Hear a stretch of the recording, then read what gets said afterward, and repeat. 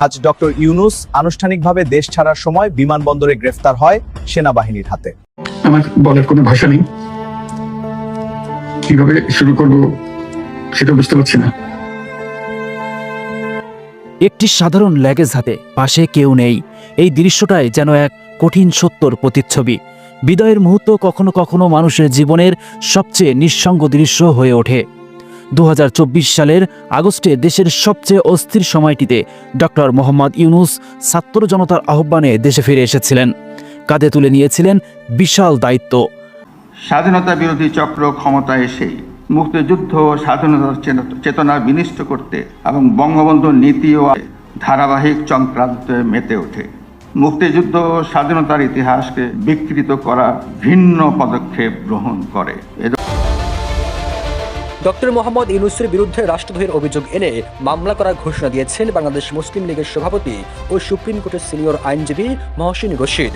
তিনি বলেন, ডক্টর মোহাম্মদ ইউনূসের কর্মকাণ্ড শুধু সংবিধান লঙ্ঘনের মধ্যে সীমাবদ্ধ নয়, বরং তার রাষ্ট্রদ্রোহের পর্যায়ে পড়ে। বর্তমানে সরকার পদক্ষেপ না নিলে তিনি নিজে আইনগত ব্যবস্থা নেবেন বলে ঘোষণা দিয়েছেন। প্রধানমন্ত্রী শেখ হাসিনা দেশ থেকে পালানোর পর ডক্টর মোহাম্মদ ইউনূস অন্তর্বর্তী সরকারের প্রধান উপদেষ্টা হিসাবে দায়িত্ব গ্রহণ করেন। তারপর থেকেই তিনি বাংলাদেশের অর্থনীতির চাকা ঘুরিয়ে দেন এবং বাংলাদেশকে বিশ্ব দরবারে তুলে ধরেন। বাংলাদেশের বিশ্বের সাথে একটি পরিচিত লাভ করে ডক্টর ইউনূসের মাধ্যমে। তবে ত্রয়োদশ জাতীয় সংসদ নির্বাচনে বাংলাদেশ জাতীয়বাদী দল বিএনপি 2/3 আসন পেয়ে সরকার গঠন করে।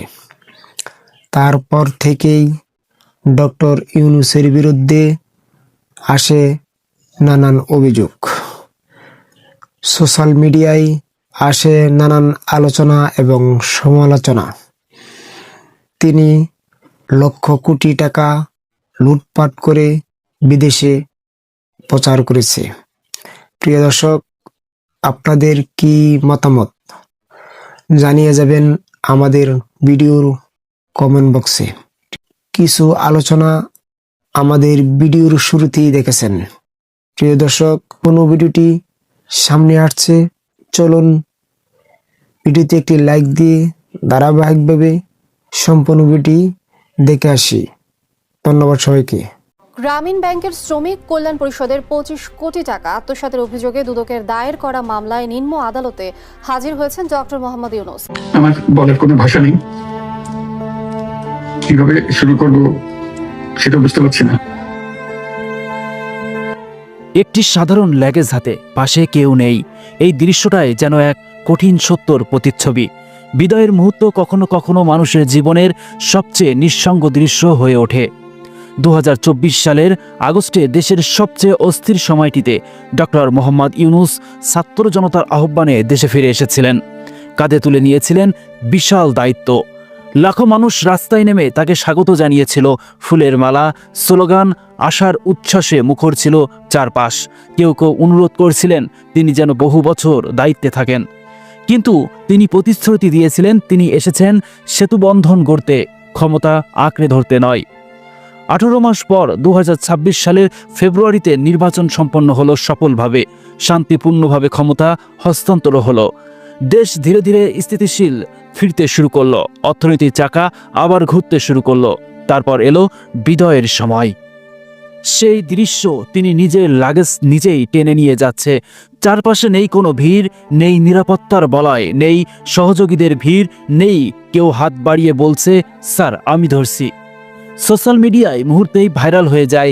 মানুষ বলতে শুরু করে ক্ষমতা থাকলে চারপাশে মানুষের অভাব হয় না, ক্ষমতা চলে গেলে মানুষও উধাও হয়ে যায়। ডক্টর মোহাম্মদ ইউনূসের বিরুদ্ধে রাষ্ট্রদ্রোহের অভিযোগ এনে মামলা করার ঘোষণা দিয়েছেন বাংলাদেশ মুসলিম লীগের সভাপতি ও সুপ্রিম কোর্টের সিনিয়র আইনজীবী মহসিন রশিদ। তিনি বলেন, ডক্টর মোহাম্মদ ইউনূসের কর্মকাণ্ড শুধু সংবিধান লঙ্ঘনের মধ্যে সীমাবদ্ধ নয়, বরং তার রাষ্ট্রদ্রোহের পর্যায়ে পড়ে। বর্তমানে সরকার পদক্ষেপ না নিলে তিনি নিজে আইনগত ব্যবস্থা নেবেন বলে ঘোষণা দিয়েছেন। 23 ফেব্রুয়ারি সিনিয়র সাংবাদিক মঞ্জুল আলম পান্নার ইউটিউব চ্যানেলে এক আলোচনায় অংশ নিয়ে এসব কথা বলেন সিনিয়র আইনজীবী মহসিন রশিদ। রাষ্ট্রপতিকে তার সাংবিধানিক দায়িত্ব সঠিকভাবে পালন করতে দেওয়া হয়নি জানিয়ে তিনি আরো বলেন, প্রধানমন্ত্রী পদ শূন্য হওয়ার পর রাষ্ট্রপতি একমাত্র সাংবিধানিক পদে অধিষ্ঠিত ব্যক্তি ছিলেন। সেই রাষ্ট্রপতির সঙ্গে যোগাযোগ না রাখা, নীতিগত সিদ্ধান্ত নেওয়ার আগে তাকে অবহিত না করা এবং সাংবিধানিক শিষ্টাচার উপেক্ষা করা গুরুতর লঙ্ঘন বলেও মন্তব্য করেন তিনি। রশিদ আরো দাবি করেন, প্রেস উইং অপসারণ বা ভবন ঘেরাও এবং রাষ্ট্রপতিকে অপসারণের চেষ্টা এসব ছিল রাষ্ট্রীয় শিষ্টাচার বিরোধী কর্মকাণ্ড। এসব ঘটনার সঙ্গে ডক্টর মোহাম্মদ ইউনূসের সম্পৃক্ত বা নীরব সমর্থন ছিল কিনা তা খতিয়ে দেখতে কমিশন গঠন করা উচিত। তিনি বলেন, একজন সাবেক উপদেষ্টা রাষ্ট্রপতিকে চোর বলেছিলেন, যার হাতে শপথ নিয়েছেন তাকে চোর আখ্যা দেওয়া হয়েছে। সংবিধানের 106 অনুচ্ছেদ চ্যালেঞ্জ করা প্রসঙ্গ তুলে সিনিয়র আইনজীবী মহসিন রশিদ জানান, এই বিষয়ে তিনি আদালতে গিয়েছেন এবং রায়ের সার্টিফিকেট কপির জন্য আবেদন করেছেন। রায় হাতে পেলে তিনি রিভিউ করবেন যেন ভবিষ্যতে আর কোনো অবৈধ বা অসাংবিধানিক অন্তর্বর্তীকালীন সরকার না আসে, সে বিষয়ে সতর্ক থাকা জরুরি। অন্তর্বর্তী সরকারের প্রধান উপদেষ্টা ডক্টর মোহাম্মদ ইউনূস, তার বিরুদ্ধে মামলা এবং নানান অভিযোগ উঠেছে। তবে তিনি একজন সুন্দর মনের মানুষ, একজন ভালো মানুষ, তার সাথে কোনো তুলনা চলে না। তিনি একজন বিশ্বমানের নেতা, একজন শান্তিতে নোবেল বিজয়ী ডক্টর মোহাম্মদ ইউনূস। প্রিয় দর্শক, সম্পূর্ণ ভিডিওটি দেখার জন্য আপনাকে ধন্যবাদ। আপনি যদি আমাদের চ্যানেলে নতুন দর্শক হয়ে থাকেন তাহলে চ্যানেলটি সাবস্ক্রাইব করবেন, আর অলরেডি যদি সাবস্ক্রাইব করে থাকেন তাহলে আপনাকে অসংখ্য ধন্যবাদ।